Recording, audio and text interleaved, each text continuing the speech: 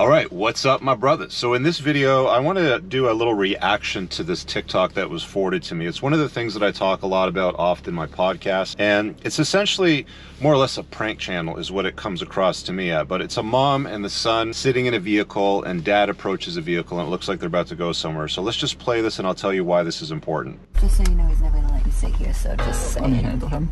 Scoot. Why don't you just hop in the back? Here, you get two choices, back seat or trunk. Let's go.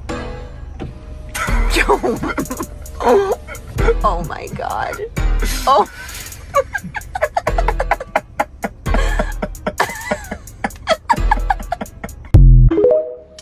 All right, so why is that important, and why do we have to make a video about it to talk about this? Well, this is something that's been going on for a long time. So this is cultural programming at its worst. And this isn't new, actually. This has been going on for decades. Ever since I was a kid, probably around the 80s or 90s, it really started to get amplified and made mainstream. But every single sitcom TV show, whether it was The Cosby Show, Home Improvement, it didn't really matter. The father was always made out to be this bumbling idiot, this moron that was to be made fun of. The mom was the hero. The kids were to be celebrated, blah, blah, blah. You get the narrative. It's not new. Let's just put it that way.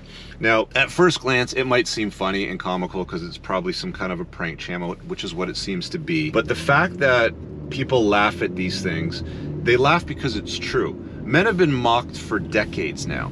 This is part of society's programming to minimize, to soften, to weaken, you know, the Western male, become less so everybody else can, you know, become more. Let's disparage him, let's mock him, let's make fun of him. You know, let's take him down a couple notches, get in the back seat, bitch, basically, is what the kid's saying. And this is the son. And the son's riding shotgun, and mom's in the driver's seat of the car, and they're both laughing at him and mocking him. Looks like an old school sort of Italian dad. In most families, you get a punch in the face in a situation like that, but I get why it didn't happen, and also why the, you know, like the prank sort of message in it becomes comical and funny, sort of spread throughout the internet. But here's the problem. It's not that the kid's sitting in the front seat and he's telling pops, you know, to get in the back seat. It's that the father's not on the other side of the car talking to mom, driving the car, saying basically, let me hop in the driver's seat, babe, you get in the passenger seat. Now, this is commonplace. I do this a lot when I drive. You don't notice me when I'm driving doing this, but I am doing it. I look at who's driving cars, and this is just a function of me from when I was younger, when I used to ride motorcycles, because you keep your head on a swivel. You basically want to make eye contact with everybody and make sure that they know that you're there. I notice most drivers in cars today, if there's a couple in the car, the man and the woman, the husband and the wife, the boyfriend, girlfriend, whatever it happens to be, it's usually she's driving the car and he's in the passenger seat. That's wrong. Men, if you're gonna lead, if you're gonna lead your family, if you're gonna lead the relationship, if you want her to look up to you, to be a giant, you can't sit in the back seat of your car, let your kid sit in the front, or sit shotgun while she drives the car. I get there's certain situations where it might be appropriate, AKA you've been out for the night, you had a few drinks and she has been drinking. That's about the only time that I would say that could be normalized.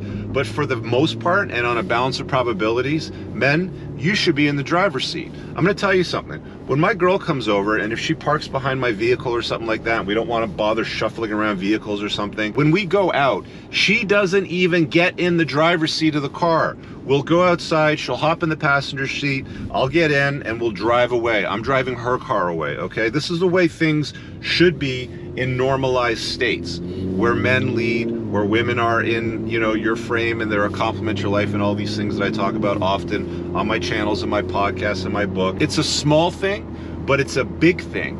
And when you get these small things right, and they kind of stack up and they compound, they have a compound effect where they improve your relationships with women and with other people in your life, and your kids even. It's not even a question, like, for anybody to even consider mocking me in that sense, it would never happen.